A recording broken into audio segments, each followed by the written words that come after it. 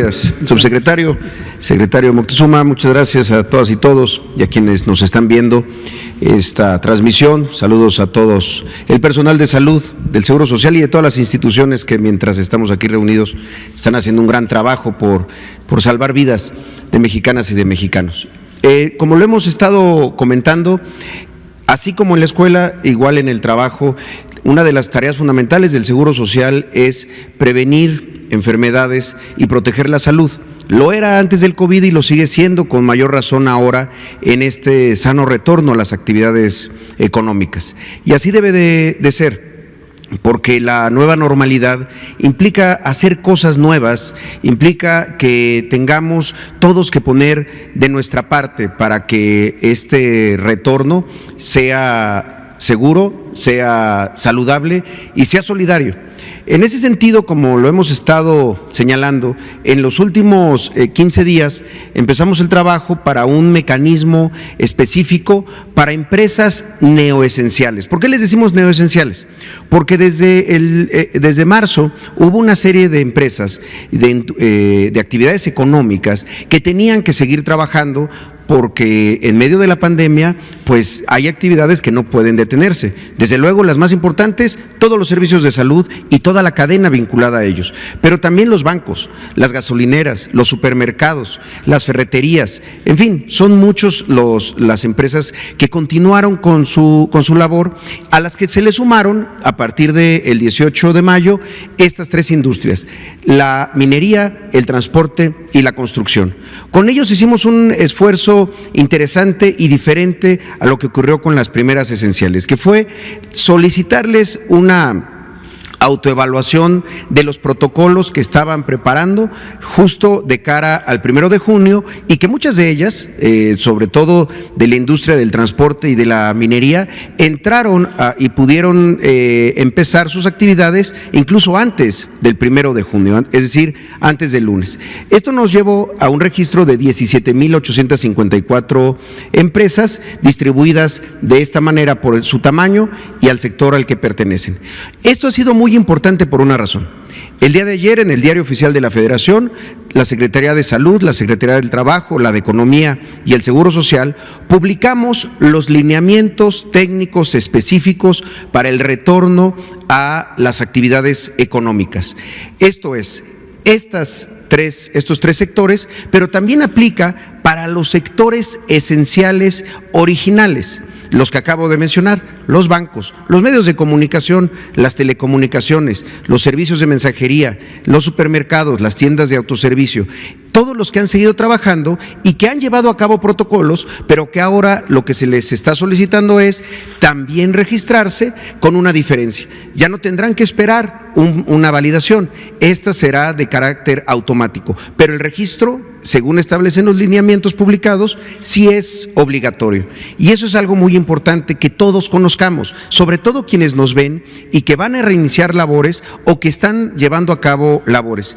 Hemos detectado que hay empresas que lo han hecho muy bien, que han hecho protocolos extraordinarios, rigurosos, y que hay mucha responsabilidad. Así deben de ser todos, absolutamente todos. Por eso trajimos hoy algunos ejemplos que pueden ver aquí, por ejemplo, en la mesa, en el lado izquierdo del doctor Hugo López-Gatell, una barrera, por ejemplo. Esta es una barrera física para las áreas de oficina de los centros de trabajo. ¿Para qué sirve? Cuando no se puede tener una distancia de 1.5 metros, la famosa sana distancia. Esta mesa siempre ha respetado esa distancia de 1.5 metros. Cuando no se puede tener, entonces se tiene que tener una barrera física de esta naturaleza.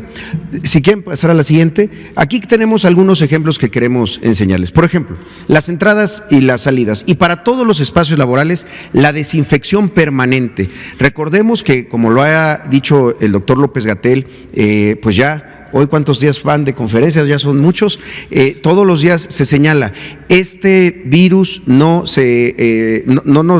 está en el aire, está en las superficies, y somos nosotros mismos que a la hora de tocar superficies que pueden estar contaminadas, con las manos sucias nos las llevemos al rostro, particularmente a los ojos, a la nariz y a la boca. Por eso es tan importante estar desinfectando todos los objetos que son de uso muy común. Déjenme ponerles un ejemplo en el Seguro Social, los checadores, que en muchas empresas ocurren. Muchas veces los checadores se les tiene que pasar el dedo, y a veces una técnica que debemos de erradicar por completo es la gente que se chupa el dedo justo para que es limpiarlo y pasar al checador. La nueva normalidad implica que eso debe de ser socialmente sancionado, vaya, que cualquier persona que se esté llevando las manos a la boca y después tocando objetos que muchas personas más van a tocar, debe de estar prácticamente prohibido. Son de las cosas que debemos de olvidarnos, y alguna vez recordaremos los días, la época en la que hacíamos una acción como esta, que es realmente riesgosa en un centro de trabajo y particularmente en un objeto que es de uso común. Por eso la desinfección, la higiene y la sana distancia siguen siendo las mejores herramientas, las más efectivas, las que tienen una implicación masiva. La siguiente, lo otro tiene que ver con las áreas de higiene, los lavamanos en condiciones adecuadas.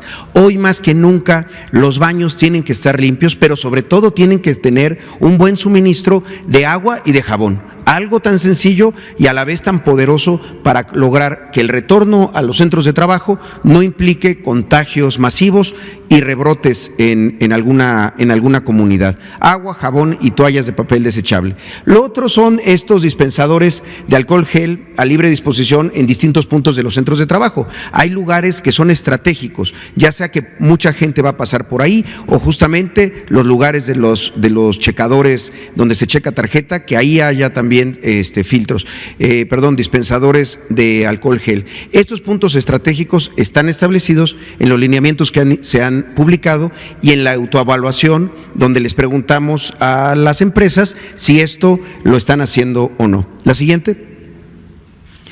Esta sana distancia es en oficinas y áreas de producción, las barreras físicas como la que tenemos aquí, que debe de ocurrir. Antes pues había poca delimitación, había mucha posibilidad de encuentro y de contagio, y después tenemos que irnos acostumbrando a este tipo de barreras, sobre todo en las partes laterales y en las partes frontales. Y también en la siguiente, en las áreas de producción, no solamente en las oficinas. Por ejemplo, quienes llevan a cabo procesos productivos que implican la presencia de una persona frente a una máquina, también tienen que tener este tipo de barreras. En las salas de juntas, principalmente cuando realmente sea imposible tener una teleconferencia, pues entonces en las salas de juntas tienen que estar señalados los lugares donde se deben de sentar las personas. Y lo mismo las señalizaciones frente a equipos, por ejemplo, uno clásico, una fotocopiadora, que implica que muchas veces la gente hace fila para sacar una copia. Bueno, pues tendrán que tener una delimitación, como decía el secretario Moctezuma. No son señaléticas o señalizaciones complejas, simplemente es delimitar el espacio para lograr la sana distancia. Creo yo que eventualmente esto será casi de carácter natural, pero en este momento debemos de ser extremadamente cuidadosos. La siguiente. Por ejemplo, áreas comunes en lugares donde tienen cafeterías o comedores. Como empezamos en estas empresas que son muy grandes, pues en muchas de ellas se tienen áreas comunes como estas, en donde pues antes se generaban pues este tipo de situaciones que eran de lo más común. Hoy tenemos que cuidar que la señalética nos indique por dónde caminar y en qué sentido. La siguiente. Ahí decía solo hamburguesas, también si le pueden meter un poco de salud en la alimentación, nunca está de más. También esta parte de la distancia en áreas comunes, por ejemplo, a la hora de los alimentos, también lograr ciertas sanas distancias en los lugares donde se aplica, desde luego. La siguiente. Barreras físicas en estas áreas comunes. Son varios ejemplos reales que nos han enviado de diferentes empresas y que ya lo están haciendo. Por ejemplo, que es muy importante y muy fácil. Si hay bancas, podemos poner bancas fijas que no se pueden mover, pues simplemente se delimita en cuál se puede sentar una persona y en cuál no. La siguiente, lo mismo ocurre en áreas de transporte. El equipo de protección personal, aquí es bien importante, lo señalaba ya el secretario Esteban Moctezuma, es un poco similar. ¿Cuáles son los equipos fundamentales?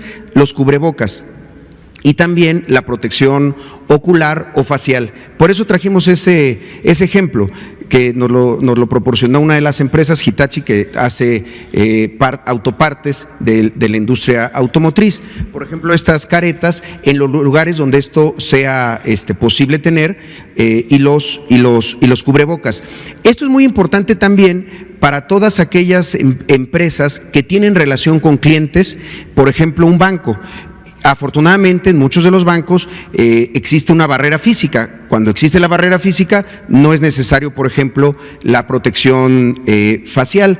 Sí el cubrebocas, pero no la protección facial. Donde no es posible tener una barrera física, por ejemplo, en una gasolinería, pues entonces se tiene que tener el cubrebocas y el protector facial. Son cosas que evitan también que en los lugares donde se tiene mucho flujo de personas, que son los clientes, pues entonces ya sea que el cliente contagie al personal o en el caso que no debería ocurrir, pero que un personal esté contagiado, pues entonces contagia al cliente.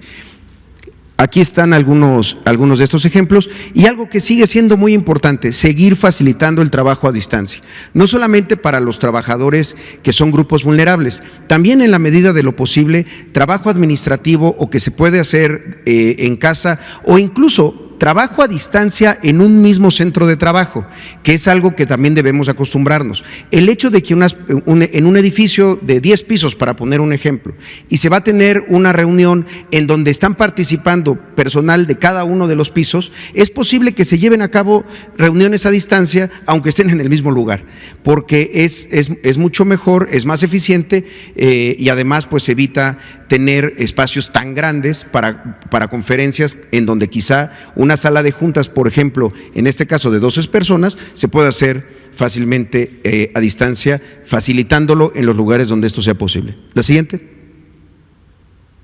Lo que les comentábamos del transporte, en los lugares en donde esto se facilita, poder ubicar cómo son los lugares en donde se puede sentar la gente. La siguiente es un ejemplo muy claro había otro de transporte sobre cómo se deben de ubicar las personas de alguna manera cruzada entre lugares en donde se pueden sentar. Y lo otro que es muy importante, la promoción de la salud, la capacitación, la información permanente de varios temas, orientarnos sobre esta enfermedad para estar más seguros. Yo creo que hay algo muy virtuoso, por ejemplo, con lo que se comentaba de la escuela. Si el ejercicio que va a ser educación tiene que ver con la escuela y con la casa, es igual entre el centro de trabajo y el hogar. Tienen que ser hábitos, conductas que se pueden llevar también a la casa. Obviamente no estamos sugiriendo que la gente traiga cubrebocas y esto en todo el tiempo en sus hogares, pero sí ciertas medidas de higiene, por ejemplo, que deben de seguir, no solamente porque salgan del centro de trabajo y entonces recuperemos hábitos que nos pueden generar contagios, sino que también los lleven a la casa los propios trabajadores. Orientación, capacitación y lo más importante, organización. La siguiente. Me parece que aquí terminamos, son los mismos cursos en línea que hemos estado promocionando, son de acceso abierto, los medios de comunicación pueden también ingresar a ellos, hay sobre COVID, hay sobre recomendaciones de los centros de trabajo, hay sobre qué hacer cuando se tiene un paciente con COVID en el hogar. Son cursos que duran 5 o 6 horas, se evalúan y se genera incluso una certificación para quienes lo aprueban. Vale mucho la pena hacerlos. La siguiente. Y finalmente tenemos un video de 1 minuto que creo que ejemplifica mucho esto que hemos estado conversando. Si lo podemos pasar, muchas gracias.